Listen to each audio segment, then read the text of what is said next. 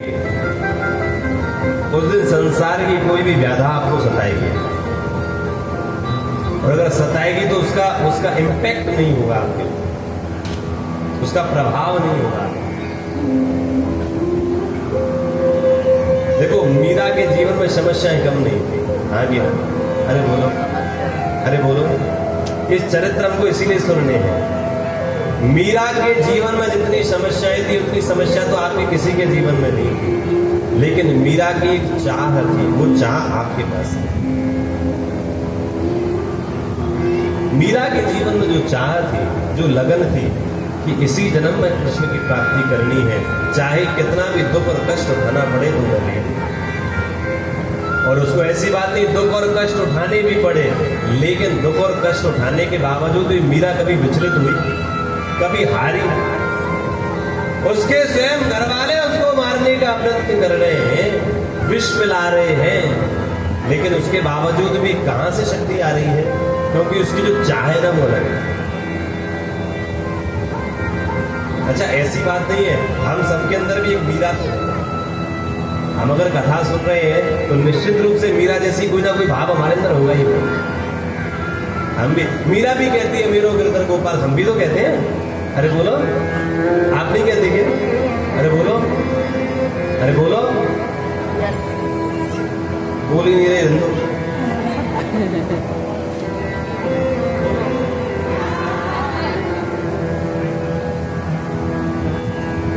मीरा कहती है मेरो तो गिरधर गोपाल, ही तो हम भी कहते हैं ना, मेरा भी गिरधर गोपाल, हमारा भी ठाकुर जी, हमारा भी कन्हैया है, बोलते हैं ना।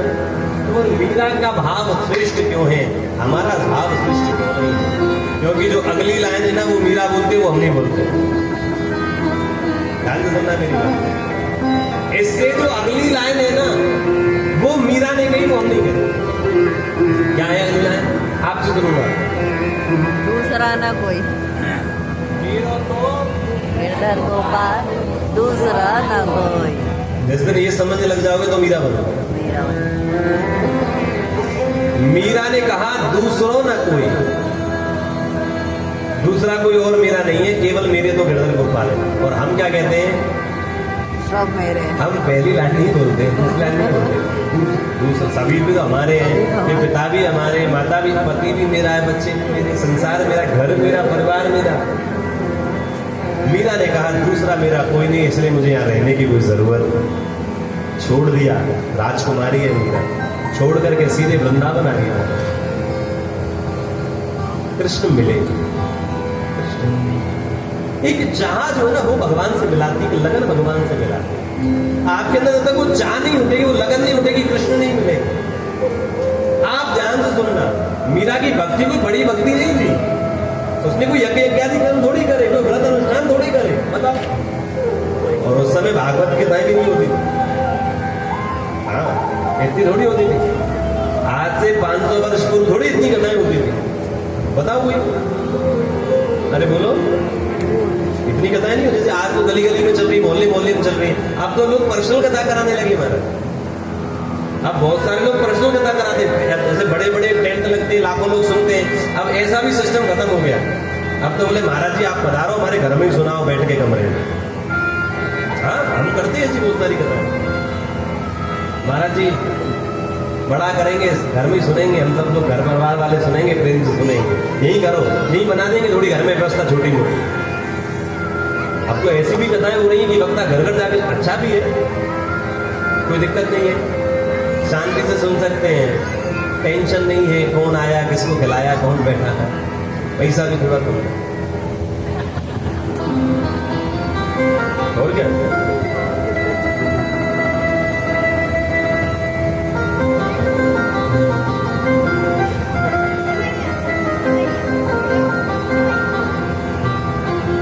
हम दूसरी बात नहीं बोलते, दूसरों में हमारे सब एक चाहिए जो भगवान से मिला सकती है। मीरा ने चाह करी तो गिरधर गोपाल उसके हुए। शबरी ने भी एक चाह करी। शबरी को कुछ नहीं आता था, उसको तो, मीरा को तो फिर भी 2-4 चीजें आती थी, शबरी को तो नहीं आता। जब 8 वर्ष की थी शबरी, इतनी छोटी सी, 8 वर्ष का बच्चा कितना सा होता छोटा, तब 8 वर्ष की थी शबरी। तब उसके गुरु ने कहा शबरी मालूम है तेरे योग में क्या लिखा है? बोले क्या लिखा है? बोले स्वयं श्री प्रभु पुरुषोत्तम भगवान श्री राम पधारेंगे तेरे और तुझे मिल जाएंगे, तुझे नहीं जाना। एक बात अब यहाँ पड़ी है, तुझे नहीं जाना, वो ही आएंगे तेरे पास। कब आएंगे गुरु जी? बोले वो नहीं पता, बस ये कन्फर्म है कि आएंगे। उसी दिन से सबरी के मन में चाह उठ गई, राम आएंगे, राम आएंगे। अच्छा कोई आपसे कोई कह दे कि आएंगे भगवान, और ये ना बताए कब तक आएंगे, तो कब तक इंतजार कर लो? एक दिन, एक महीना, एक साल, 2 साल, 5 साल, 10 साल, कब तक इंतजार करोगे? अरे बोलो, नहीं कर पाएंगे। कब तक इंतजार करोगे? आपको कह रहे हैं कि भगवान आएंगे, कब तक इंतजार करोगे? और मैं जो बात कहने जा रहा हूं वो थोड़ी बड़ी है और थोड़ी अलग है। शबरी के गुरु ने सबरी से कहा कि तेरे घर पे भगवान श्री राम पधारेंगे, स्वयं भगवान पधारेंगे, बस इंतजार करो। कब पधारे? कहो तो कल भी आ जाए और कहो तो वर्षों भी हो जाए। तू बस अपना धैर्य मत खोना, अपना पेशेंस मत खोना, अपना ये दृढ़ता और ये लगन, ये चाह मत खोना कि राम आएंगे। और एक बात बताऊं आपको, शबरी 8 वर्ष से राम की प्रतीक्षा कर रही है और 80 वर्ष की हो गई, अभी तक राम नहीं आया। 90 वर्ष की हो गई, अभी तक राम नहीं आया। 90 वर्ष में मृत्यु आ गई सबरी को ले, चलो उम्र पूरी। गुरु की बात तो झूठी हो ही नहीं सकती। गुरु ने बोल दिया राम आएंगे तो आएंगे, मृत्यु तू भी मेरे को ले नहीं जा पाएगी। क्यों? मेरी राम से मिलने की चाह, मेरी चाह मृत्यु को दूर रखेगी। और वास्तव में मृत्यु गई सबरी को लेने, वापस आ गई, पहुंच ही नहीं पा रही। क्यों? क्योंकि राम की चाह मृत्यु नहीं आने देती। एक कार्य मृत्यु कई बार सबरी के पास आई, अब तो चल, तेरा समय हो गया, अब तो चल। मृत्यु को भी लौटना पड़ता है अगर चाह आपकी दृढ़ है। चलने में असमर्थ हो गई साहब। और एक बात बता दूं, ध्यान से सुनना मोहन जी, आपको पता था मैं आने वाला हूं, ये ट्रेन का टाइम है, ये मेरा कोच है, तो आपकी तैयारियां थी? हाँ जी ना। कल आप सब लोग इतने लोग यहाँ नहीं थे, जितने लोग थे उन्होंने देखा हमारी जो स्वागत है वो ट्रेन से शुरू हो गया। कौन से कोच में महाराज जी हैं, वहीं से उतरेंगे, माला पहनाएंगे, वहीं से धूमधाम से लाएंगे, गाड़ी में बैठाएंगे। तो यहाँ तो फिर कमाल ही कर दिया आप सब लोग, फिर ऊपर और भी कमाल कर दिया। पता था मैं आने वाला, ये सब तो सक्सेसफुल था। हाँ कि ना? अरे बोलो, आपको मेरा डेट मालूम थी और डेट के अलावा टाइम भी मालूम था, तो आप सबकी व्यवस्था सही थी। एक बात बताओ, मैं आपको बोल ना करूं, कभी ऐसी आ जाऊं तो क्या व्यवस्था है आपकी?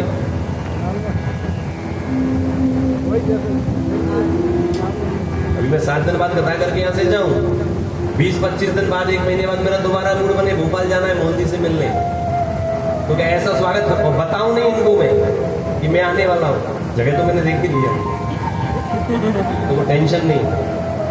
हाँ कि ना? किसी को भी ना बताऊं तो भी पहुंच जाऊंगा। स्टेशन उतरूंगा, लाल घाटी है ना, लाल घाटी के बाद विट्ठल नगर, ये विट्ठल नगर में नील गगन हाइट्स, उसमें वो वाली बीच वाली बिल्डिंग, उसमें 5 वाला 5 बेल बजाए तो फूल नहीं है घर में, फूल भी तो हो 2-4, एक पंखुड़ी तो हो घर में कि महाराज जी के चरणों में चढ़ा दें। कम कुछ महाराज जी दूर भी नहीं है, महाराज जी दूर तो आएगा, अभी आप टाइम से अलग आए। क्या तैयारी है? पता ना हो तो कोई तैयारी नहीं है। शबरी को पता नहीं है राम कब आएंगे, क्या तैयारी है उसकी। लेकिन जैसे फूल आपने कल बिछाए थे ना, सबरी रोज बिछाते। ध्यान से सुनना मेरी बात, इसलिए भगवान मिल रहे हैं उनसे। जैसे फूल आपने कल बिछाए थे वैसे फूल सबरी रोज बिछाती है कि आज आके तो मेरी क्या तैयारी। अगर आज आ गए तो मेरी क्या तैयारी है, मैं क्या स्वागत करूंगी? और ये बैठूंगी आज तो नहीं आएंगे, और आगे तो, क्योंकि समय और डेट, तारीख, समय कुछ निश्चित तो नहीं, कभी भी आता। जैसे फूल आपने कल बिछाए थे, सबरी रोज बिछाती है। सुबह उठती ही जाती है, जा करके फूल तोड़ के लाती है, बिछा देती है। जहां से रास्ता आता है वहां से उसकी कुटिया तक फूल बिछाती है। और एक बात बताऊं, जो बेर राम ने खाए ना, वो बेर जैसे फल सभी रोज लाती है। अगर आ गए तो क्या खिलाऊंगी, रोज लाती है। जब शाम हो जाती, रात हो जाती, जब लगता अब नहीं आएंगे, अब तो रात हो गई, तो फिर सो जाते।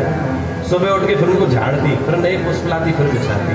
ऐसे करके उसका जीवन बीता। सोचो कितने वर्ष तक उसने रोज किया है। ये क्या है, ये चाह है, ये लगन है। इस लगन की वजह से राम पा रहा है। इस लगन की राम आते भी नहीं। अगर वो चाह जिस दिन नष्ट हो जाती, वो लगन जिस दिन नष्ट हो जाती कि अरे नहीं आएंगे, पता नहीं गुरु जी कह के गए थे, आ तो रहे नहीं है रोज, और मैं फूल साफ करती करती बूढ़ी हो रही हूँ।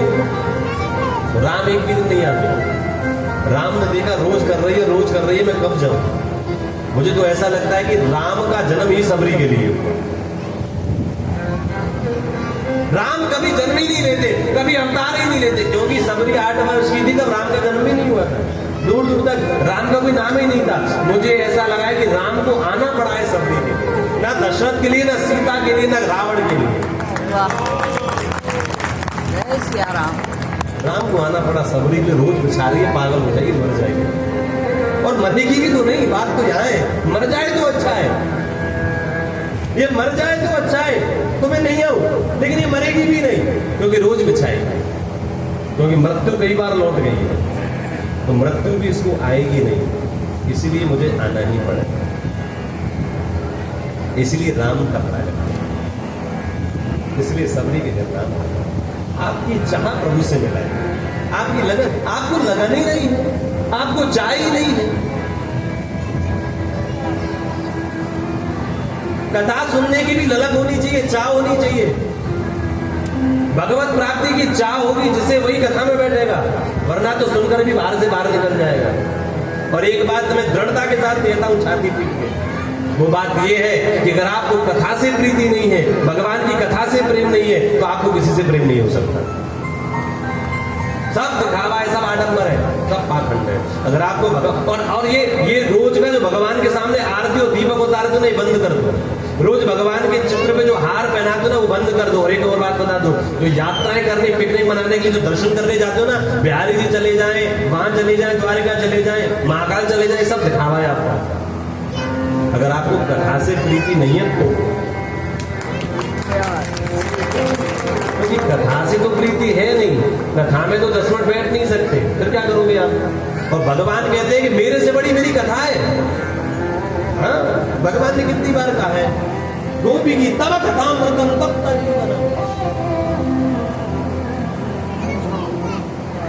भगवान कहते हैं कोई व्यक्ति अगर मेरे विरह में मर रहा हो, मेरे विरह में मर रहा हो, तो मेरी कथा उसके लिए अमृत का काम करती है। कथा अमृतम, मेरा दर्शन जरूरी नहीं है उसको, मेरी कथा ही उसको अमृत पिला देगी। अरे परीक्षित मरने ही तो वाला था, भगवान थोड़ी, भगवान तो बाद में आए। पहले क्या मिली उसको, भगवान की कथा मिली। क्या मिली, अरे बोलो क्या मिली, भगवान थोड़ी आए उसको कि तू मरने वाला है, तूने मेरी भक्ति करी, मैं आ जाता हूं तुझे बचा लूंगा। नहीं नहीं, केवल कथा के आश्रय से भगवत प्राप्ति हुई। भगवान से बड़ी भगवान की कथा है, भगवान से बड़ा भगवान का नाम है। और ये बात मैं इसलिए कह रहा हूं क्योंकि जब भगवान श्री कृष्ण भूतल पर मौजूद थे द्वापर युग में, तो लाखों लोगों ने भगवान का दर्शन किया, आगे ना, कौरवों ने भी किया, पांडवों ने किया, दुष्टों ने किया, राक्षसों ने किया, सबका उद्धार। पहली बात, क्योंकि भगवान का दर्शन जो कर ले उसका उद्धार होना ही है, चाहे किसी भाव से कर ले। तो उस समय तो लाखों लोगों का उद्धार हो गया भगवत दर्शन से, लेकिन आज भगवान को नहीं है।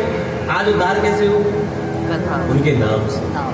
नाम तो करोड़ों लोगों का उद्धार कर रहा है रोज, क्योंकि भगवान तो नहीं आने वाले। उनका नाम, भगवान जब थे तो जिन्होंने दर्शन किया उनका उद्धार हुआ, लेकिन कलयुग में तो जिन्होंने भगवान का नाम गाया उन्हीं का उद्धार हो गया। इसलिए नाम बड़ा है, नाम बड़ा। कलयुग केवल नाम आधारा, सुमर सुमर नर उतर ही पारा।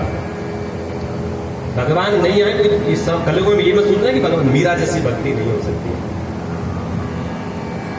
मीरा या सबरी जैसा पाया हृदय न मैंने, उनके जैसा हृदय तो हमने नहीं पाया प्रभु। 500 वर्ष पूर्व मीरा ने भगवान को पा लिया, हम नहीं पा सकते। उनका नाम तो हमारे पास है, गुरु नाम भी हम स्मरण ना करें, उनकी कथा हमारे पास है। अगर आपको भगवत कथा से प्रेम है, प्रीति है, उसके बिना नहीं रह सकते, तो किसी भी मंदिर में जाके कोई भी आरती माला पूजा करने की जरूरत नहीं है। हालांकि ये भी पार्ट भक्ति का है, मैं इससे विरोध में नहीं हूं, लेकिन अगर ये सब कर रहे हो कथा से प्रीति नहीं है तो बेकार।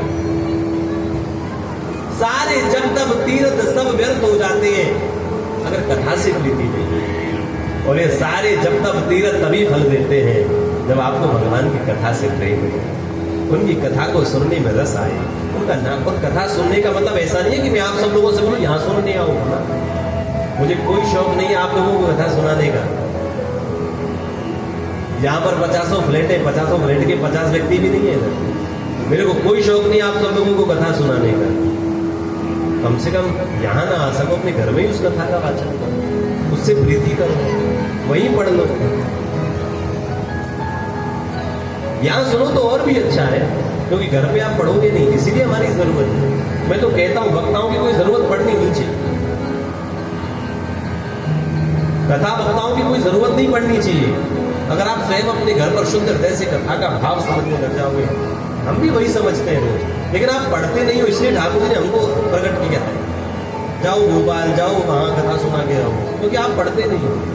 स्वयं पढ़ो, संकल्प लेना इन 7 दिनों में, हे प्रभु इन 7 दिन की आपकी कथा सुन करके फिर नित्य प्रतिदिन भाव रखेंगे, रोज भले एक पेज सही रोज भागवत पढ़ेंगे, रोज आपका कोई कीर्तन करेंगे।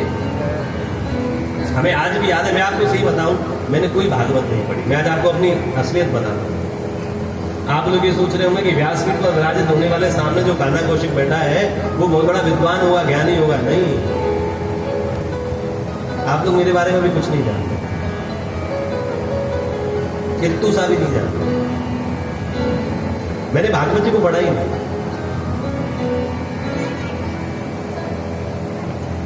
मैंने कोई गुरुकुल से शिक्षा नहीं ली। सत्य बात बताऊं, मैं यहां क्यों बोल पा रहा हूं बता दो, आज मैं आपको अपना रहस्य दे रहा हूं।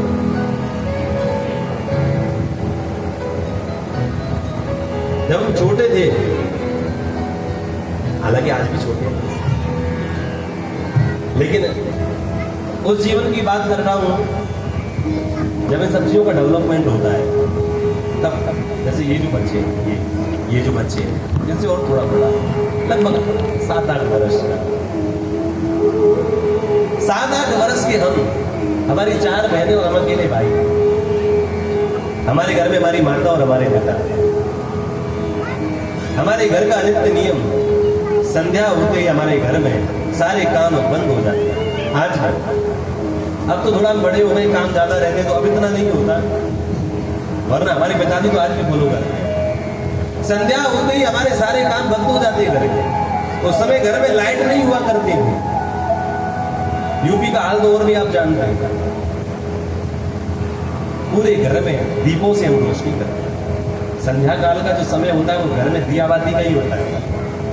हमारे पूज्य पिताजी महाराज संध्या के समय पर हम सब 5 बच्चों को बैठा करके, हमारी माता उससे पहले श्री ठाकुर जी का भोग सिद्ध कर लेती थी, और हम सब ठाकुर जी के सन्मुख बैठ करके माता हमारी ठाकुर जी को भोग लगाती, पिताजी दीपक रख के हम सबको कीर्तन कराते, और कीर्तन के साथ साथ में कीर्तन का भाव बताते बताते भगवत की कोई कथा छेड़ते। देखो लाला, थोड़ी ब्रजभाषा बोलूंगा मैं, देखो लाला भगवान ने ऐसो करो, देखो लाला भगवान ने ऐसे माखन खायो, देखो भगवान ऐसे प्रगटे, भगवान राम ने जी करो, भगवान कृष्ण ने जी करो, ऐसे रास रचायो, ऐसे गिरिराज जी को प्रेम करो। ऐसे हमारे पूज्य पिताजी हमारे पूरी भागवत की कथा सुनाते थे।